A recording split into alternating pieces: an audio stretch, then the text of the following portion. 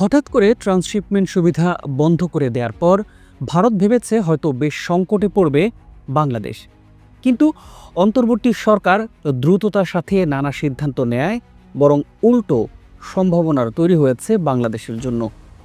ভারতের সাবেক বাণিজ্য কর্মকর্তা শ্রীবাস্তব অবশ্য খোলাসা করে দিয়েছেন হঠাৎ কেন এই সুবিধা বাতিল করেছে দিল্লি। এই সংবাদের শিরোনামটা জানিয়েই শুরু করি। ডক্টর ইউনূসের চীন সফরে বাংলাদেশ চীনকে লালমনিরহাটের বিমান ঘাঁটি সংস্কারের আমন্ত্রণ জানানোয় দিল্লি এই পদক্ষেপ নিয়েছে বলে দাবি করেছেন তিনি। প্রিয় দর্শক, আজকের প্রতিবেদনে সরকারের তড়িৎ কিছু সিদ্ধান্তের খবর জানানোর পাশাপাশি এসব বিষয় নিয়ে আরও কিছু বিশ্লেষণের চেষ্টা করব। প্রতিবেদনের পুরো আয়োজনে আমাদের সাথেই থাকুন।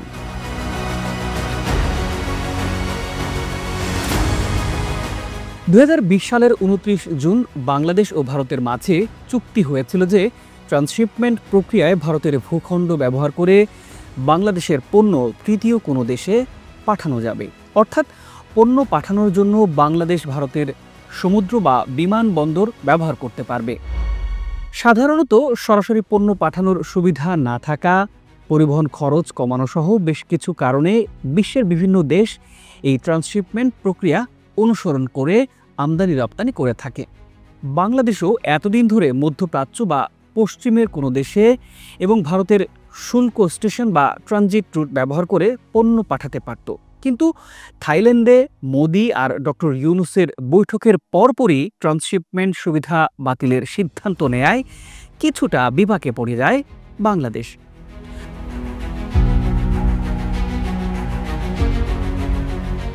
তবে এই সংকট দ্রুতই কাটিয়ে উঠেছে বাংলাদেশ।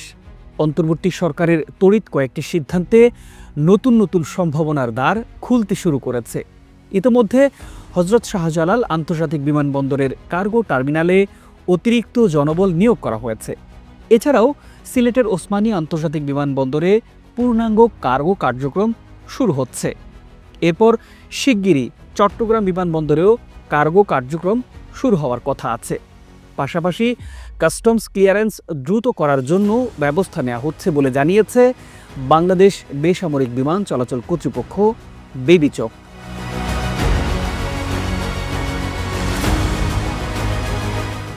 কার্গো ফ্লাইট বাড়াতে টার্কিশ এয়ারলাইন্স সহ বিদেশি বিমান সংস্থাগুলোর সাথেও আলোচনা চলছে।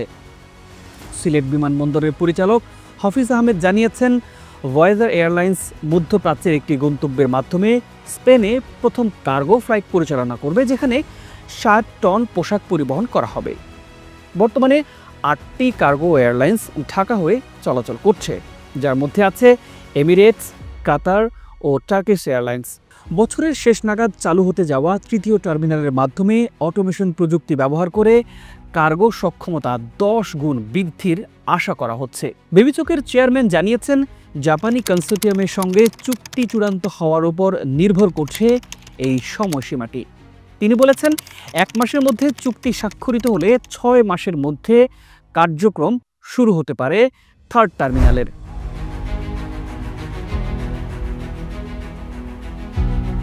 প্রিয় দর্শক, এবার আসি ভারতের সাথে বাংলাদেশের ট্রান্সশিপমেন্ট নিয়ে কিছু হিসাব নিকাশ।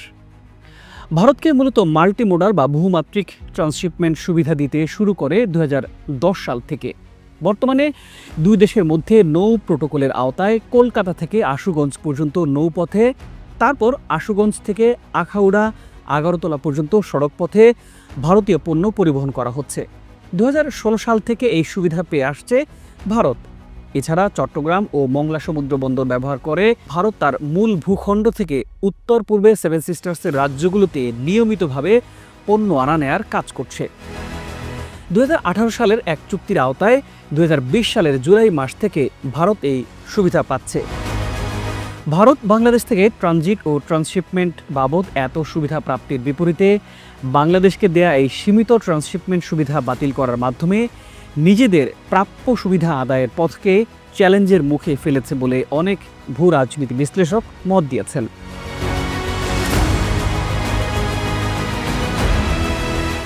আজকের প্রতিবেদন শেষ করব দিল্লির ভয় আর শঙ্কার একটি খবর দিয়ে। ডক্টর মোহাম্মদ ইউনূস বেইজিং সফরে বাংলাদেশে আরও বেশি চীনা বিনিয়োগের আহ্বান জানিয়েছিলেন। ওই সময়ে তিনি ভারতের সেভেন সিস্টার্সকে নিয়েও মন্তব্য করেছিলেন। ডক্টর ইউনূস বলেছিলেন, আমরাই এই অঞ্চলের সমুদ্র প্রবেশের একমাত্র অভিভাবক, সুতরাং এটি এক বিশাল সম্ভাবনা খুলে দেয় এবং চীনের অর্থনীতির একটি সম্প্রসারণ হতে পারে এখানে। নয়াদিল্লি ভিত্তিক global trade research initiative think ট্যাঙ্কের প্রতিষ্ঠাতা অজয় শ্রীবাস্তব এবার সরাসরি বলেই ফেলেছেন, চীনকে আমন্ত্রণ জানানোয় বাংলাদেশের বিরুদ্ধে এই ব্যবস্থা নিয়েছে দিল্লি। ভারতের সাবেক এই বাণিজ্য কর্মকর্তা সম্প্রতি প্রকাশিত এক প্রতিবেদনের দিকে ইঙ্গিত করে বলেছেন, বাংলাদেশ চীনকে লালমনিরহাটের একটি বিমান ঘাঁটি সংস্কারে সাহায্যের জন্য আমন্ত্রণ জানিয়েছে। এই ঘাঁটি ভারতের শিলিগুড়ি করিডোরের খুব কাছাকাছি।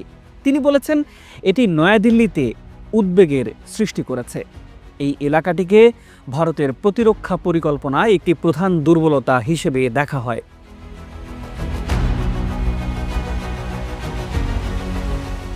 প্রিয় দর্শক, ভারতের এই পদক্ষেপ হয়তো বাংলাদেশকে আরও নতুন নতুন সম্ভাবনার দ্বার খুলতে সহায়তা করবে। বিষয়টি নিয়ে আপনাদের কথাও জানতে চাই। কমেন্ট করে আপনার মূল্যবান মতামত জানানোর আন্তরিক অনুরোধ রইল। ভিডিওটি ভালো লাগলে লাইক ও শেয়ার করতে পারেন। সংবাদ বিশ্লেষণ ও উন্নয়ন সংবাদ পেতে চ্যানেলটি সাবস্ক্রাইব করে রাখতে পারেন। ভালো থাকুন, সুস্থ থাকুন।